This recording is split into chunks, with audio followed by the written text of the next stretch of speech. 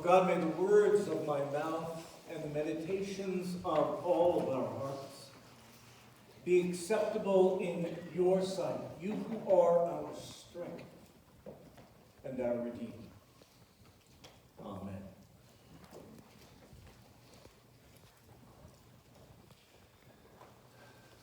God says, the one who named, gave us his name, I am, said, I am doing a new thing. Now, for some of us, at certain parts of our life, at times in our lives, when somebody says, I'm going to do a new thing, we get excited. Oh, good. Something great is going to happen. Something new. Something fresh. For others of us, or for any of us at certain times in our lives, we might react with, not again. They keep saying they're going to do something new, and it doesn't make any real difference. Come on. I've walked a number of congregations through God doing new things in our midst. And it's always been interesting because there are all sorts of different kinds of reactions. I think I've mentioned to some of the leadership before. When I was at New Creation, which was the kind of amalgamation, it was a federation of 3 different downtown churches. Big, huge, very expensive buildings that used to house, hundreds of people and now had shrunk down in numbers significantly. The one cost almost $7,000 per month just for the utilities. Can you imagine? We all came together and we decided to build a new site in a new place, to make it our own and to build it so that it would do for us what we want to do for God. And so eventually we moved out to this new facility. What age group do you imagine were the most disappointed about being in this new building? How many think it was the older folk? Okay, we have a lot. What about middle-aged folk? Young adults? What about the youth? You know who is most disappointed in the new building? The youth. And let me tell you why. Talk to any of the kids. Is this a pretty cool building? Are there all sorts of little places to go? Well, and when you're youth, then you've played hide and seek in that building. You've gone here, you've gone there. You've done all sorts of things. It had a big room where we could play volleyball. For them, it was exciting. They didn't really care that the new facility was all on one floor. And nobody had to deal with steps. You know who loved that it was all on one floor? People my age, yeah. Our knees are getting stiff and sore. You never know how people are going to react to something new. And in this passage from Isaiah, God begins by telling the people of Israel, reminding them who he is, by reminding them of what their relationship has been like. What they've done for God and what God has done for them. Mostly about what God has done for them. And he says, I took you through the waters. And he's obviously talking about the Exodus.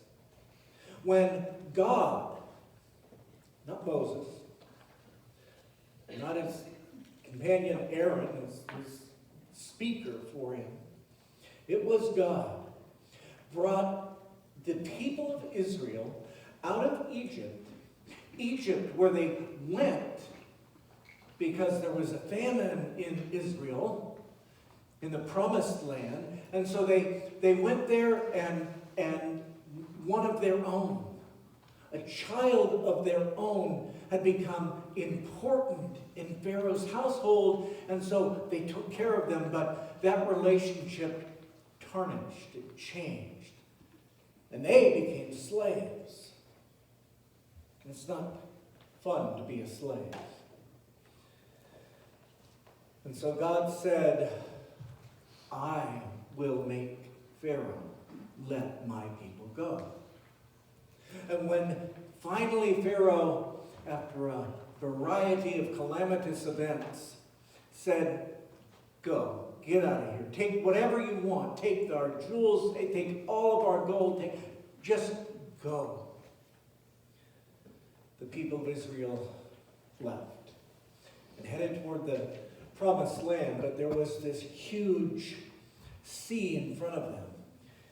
And behind them, Pharaoh had changed his mind and said, go get them.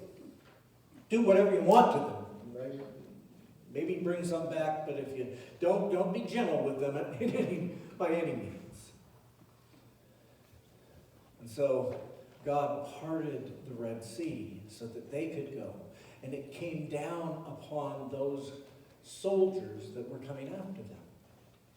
God reminds the people of Israel how well God has taken care of them. And after giving the people of Israel this litany of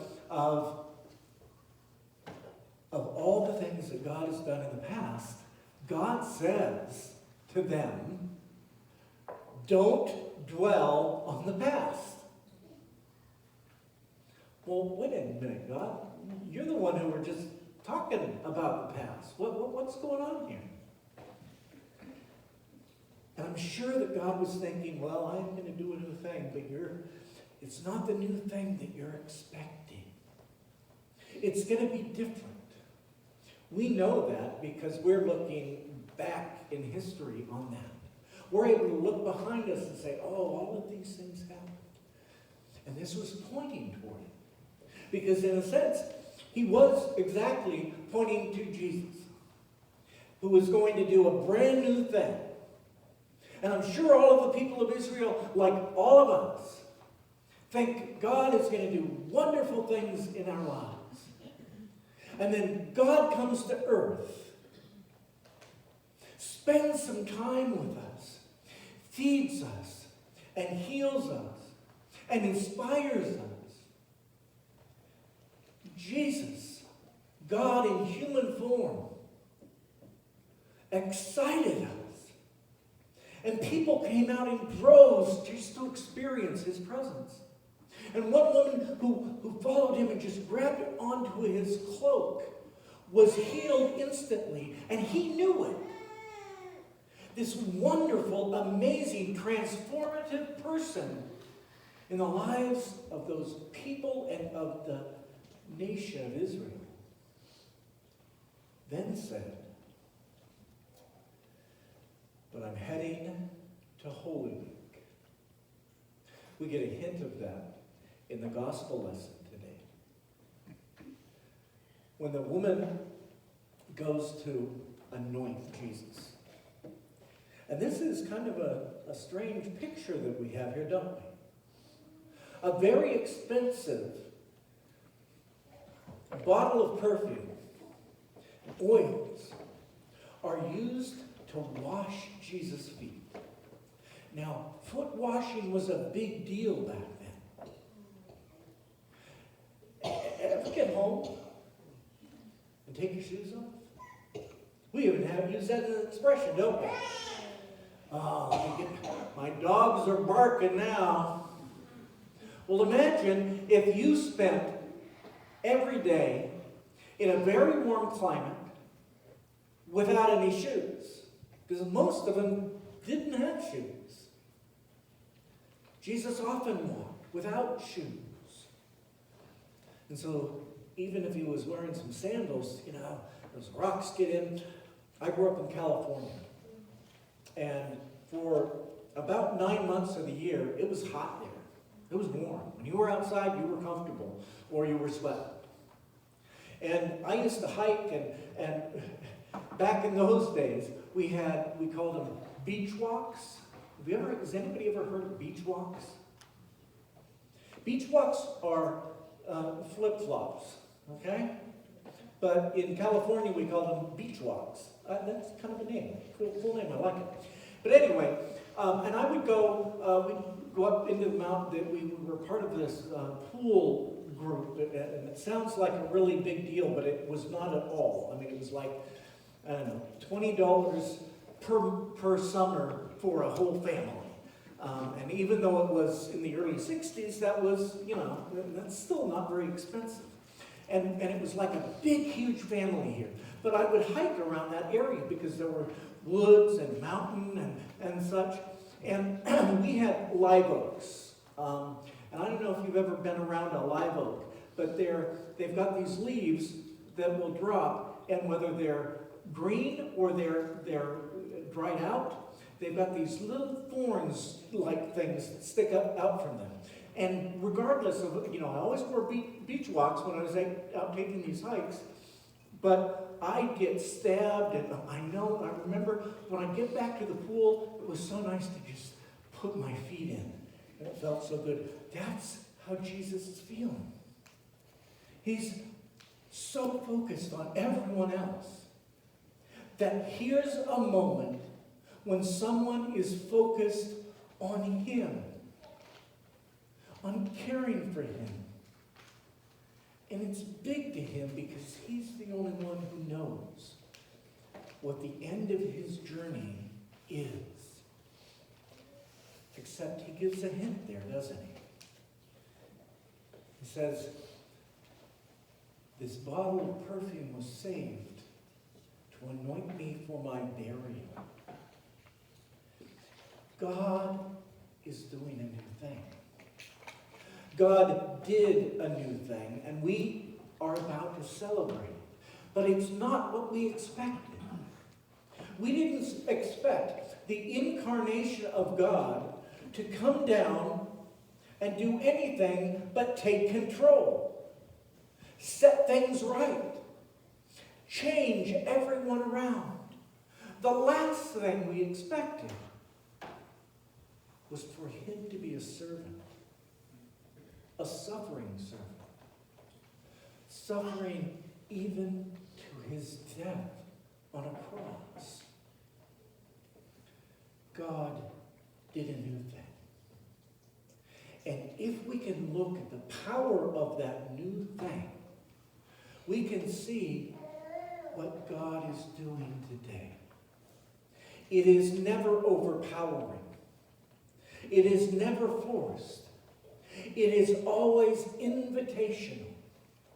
And God is inviting all of us into that new thing. The new thing is that we have hope. We hope, not that the church, this congregation, is going to return to its former glories, that we'll have all the numbers and we'll have plenty of money and we'll have wonderful things going on. That may happen. But what really matters is that this church will increase its footprint for God.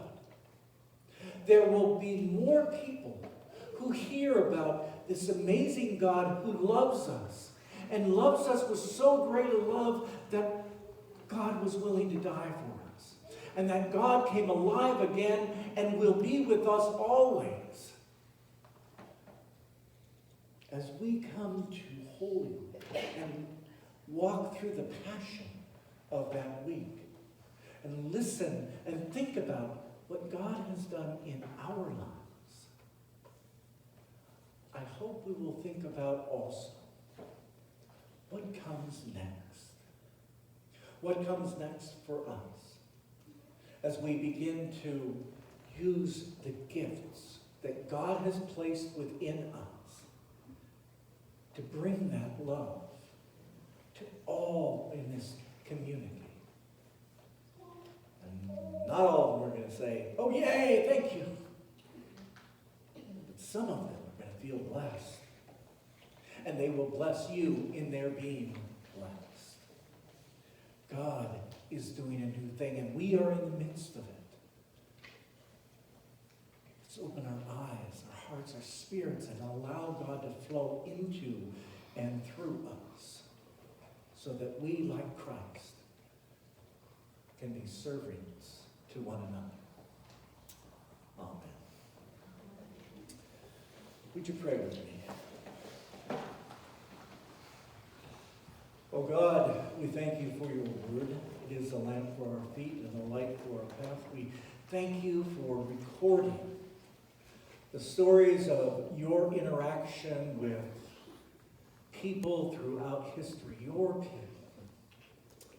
Because then we begin to understand what it means for us to be your people. Use us, beloved God. Allow us to serve you and to serve those you love. In your name.